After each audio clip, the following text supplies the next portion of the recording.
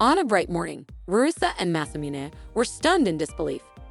Their project to create a costume was finally completed. This was thanks to their nearly non-stop work every day for a week. Mikari was surprised when she heard that Ririsa was going to the event tomorrow. She was also shocked to learn that Ririsa and Masamune had stayed up all night in the club room.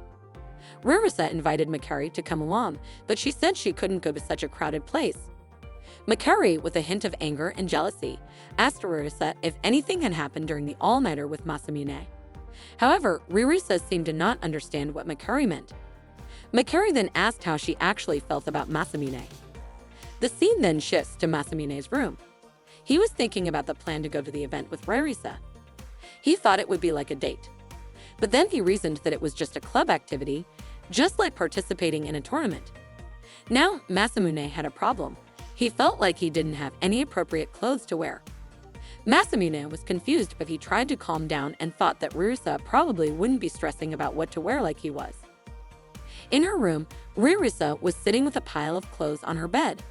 She was still thinking about Mikari's question about her feelings for Masamune.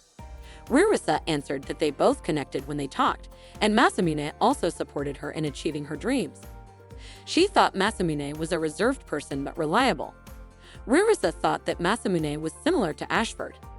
Mikari seemed annoyed and said, "Wasn't that just like saying Ririsa liked Masamune?" In her room, Ririsa's face turned red as she wondered if she really liked Masamune, but Ririsa felt that it was probably not the case. She then went back to rummaging through the pile of clothes, trying to choose the right outfit for tomorrow. Ririsa felt very confused. She thought that none of her clothes were suitable for the event. Then the next morning, Masamune had already arrived at the station. He and Ririsa had agreed to take the first train so they wouldn't be late. He was confused about how he would spend the next 4 hours. When Ririsa arrived, Masamune was stunned by her outfit because it looked so stylish. Seeing Masamune's expression, Ririsa felt embarrassed. Masamune thought that maybe Ririsa was someone who liked to hide her otaku status. Ririsa denied this, explaining that the night before she was very confused and even browsed for clothes that otakus might like. But the search results showed outfits that were too revealing. Ririsa thought it was impossible for her to wear something like that. She decided to call Mikari to help her pick out an outfit. Mikari hadn't realized that they lived so close to each other. Mikari then chose an outfit for Ririsa, a top with a wide neckline, a drop shoulder cut that would accentuate her chest, and a short skirt with a long dangling belt.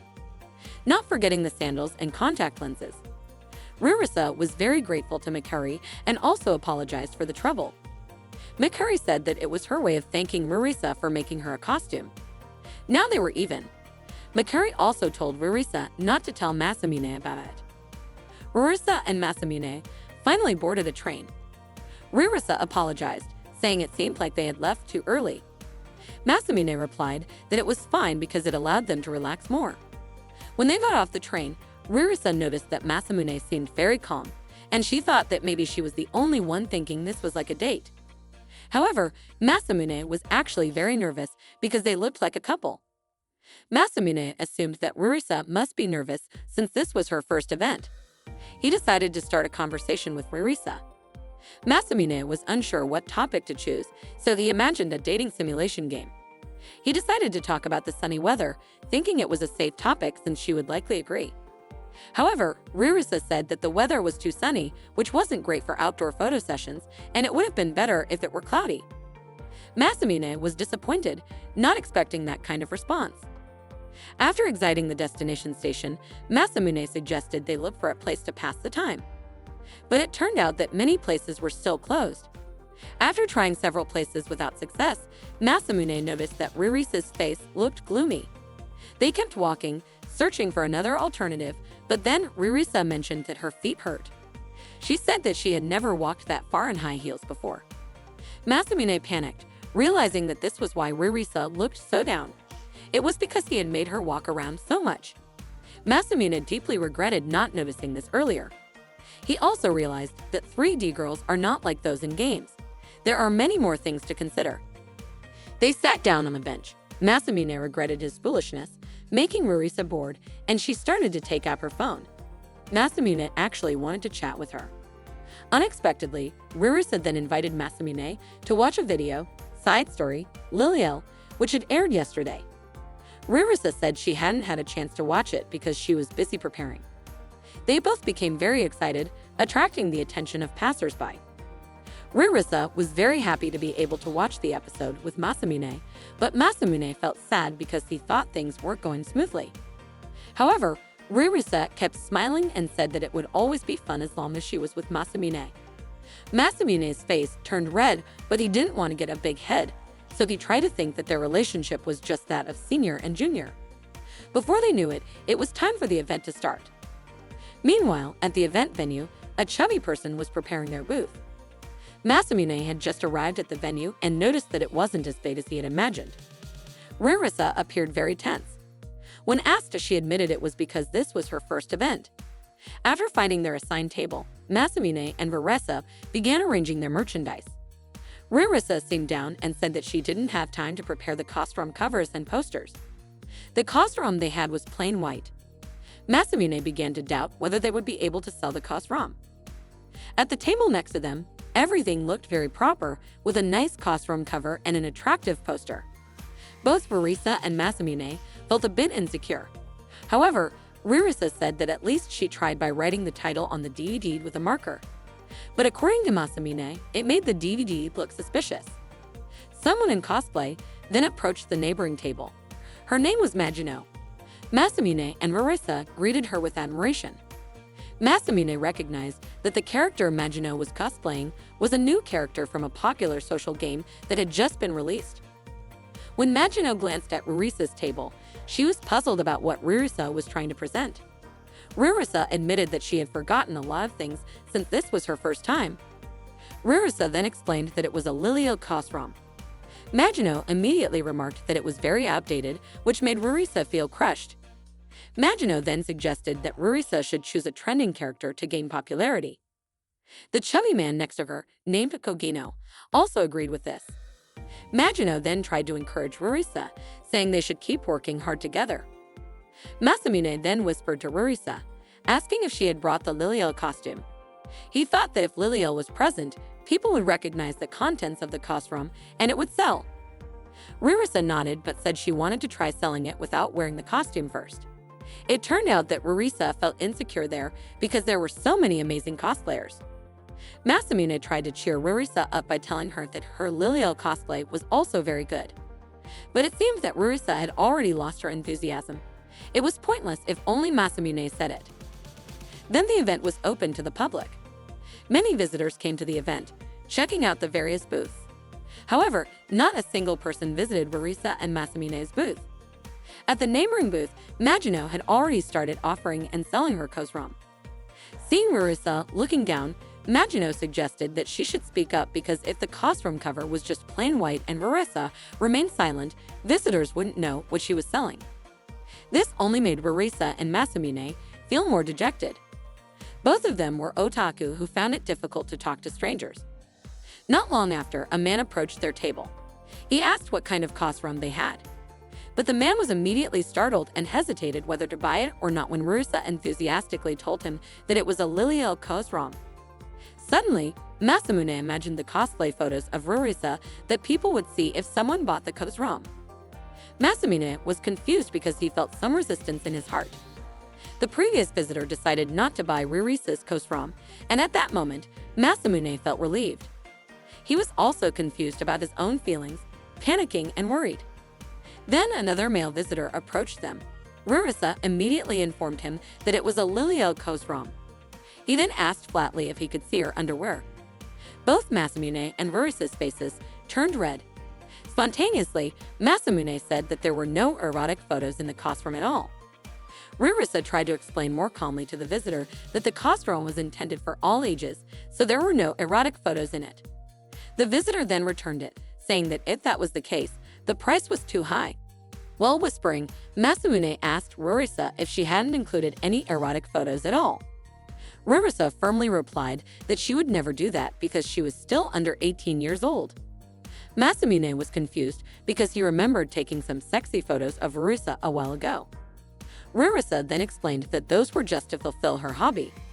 She continued, saying that she was still too shy to show such photos to others. For now, she was already very satisfied as long as Masamune was willing to take pictures of her. Blushing, Masamune once again felt relieved. He suspected that he might be feeling jealous, even though he wasn't Ririsa's boyfriend. Suddenly, Ririsa began tidying up her costume and suggested to Masamune that they go home. She had become pessimistic, thinking no one would buy it. She also felt bad for making Masamune stay with her. Masamune didn't want to give up so easily. At the very least, he wanted the people there to see Ririsa's Liliel cosplay. Embarrassed, Masamune then confessed that he should apologize to Ririsa because he had hoped that no one would buy her costume. He admitted that he didn't want anyone else to see Ririsa's Liliel cosplay other than himself. Ririsa was immediately shocked and blushed. Masamune continued, saying that he wouldn't feel that way anymore and that he would keep supporting Ririsa's dreams, just as he had promised. Ririsa still hesitated because she thought there were many cuter cosplayers there. Masamune took a deep breath and then loudly declared that Ririsa's Liliel cosplay was the cutest in the world. Masamune remembered that there had been an angel who appeared in the manga club room. Holding Ririsa's hand, Masamune led her to the changing room to show everyone there the cutest Liliel cosplay. When they reached the changing room, they realized they had little time left until the event ended. Ririsa went into the changing room, and Masamune waited outside anxiously, knowing that Ririsa usually took an hour to change costumes. Not far from there, Masamune heard some people taking photos. Realizing that it was the women's changing room, Masamune scolded them because they were 3 men. However, the 3 laughed and said they were actually cross-dressing as men, meaning they were all women.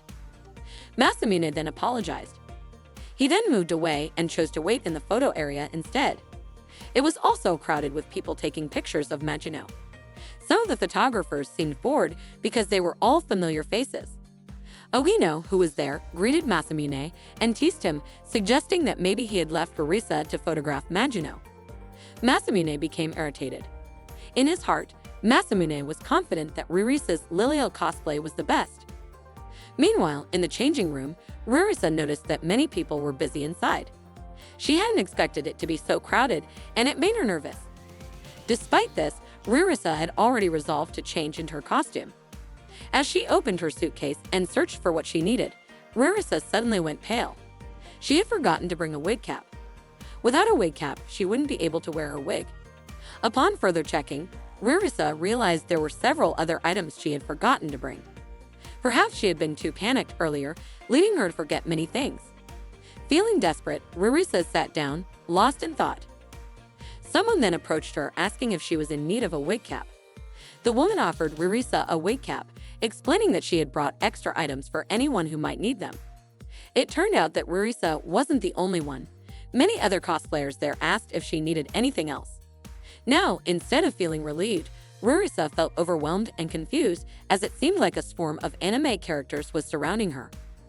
With time running out, Ririsa quickly put on her costume, starting with the wig, skirt, socks, gloves, and other parts. When the other cosplayers saw Ririsa's costume, they were impressed by its quality. They asked where she had bought it. Ririsa replied that she had made it all herself. The cosplayers were shocked and amazed. Ririsa felt a bit guilty for borrowing so many items from them, but they smiled and said that everyone there had been helped by others at some point. That's why they brought extra supplies. Then, one of the cosplayers recognized Ririsa as someone she had met at a previous event. She was impressed by Ririsa's determination and persistence. With time running even shorter, Ririsa quickly headed to the photo area. As she stood up, her skirt accidentally lifted, revealing her underwear. The others panicked, pointing out that Ririsa shouldn't show that part. They suggested she wear shorts or a petticoat to cover it, but since no one had an extra, one of the female cosplayers took off her own and gave it to Ririsa. After putting it on, Ririsa was finally ready. The other cosplayers were in awe of Ririsa's cosplay. Shortly after, Ririsa was visible from the photo area. She ran toward it, and everyone who saw her was amazed.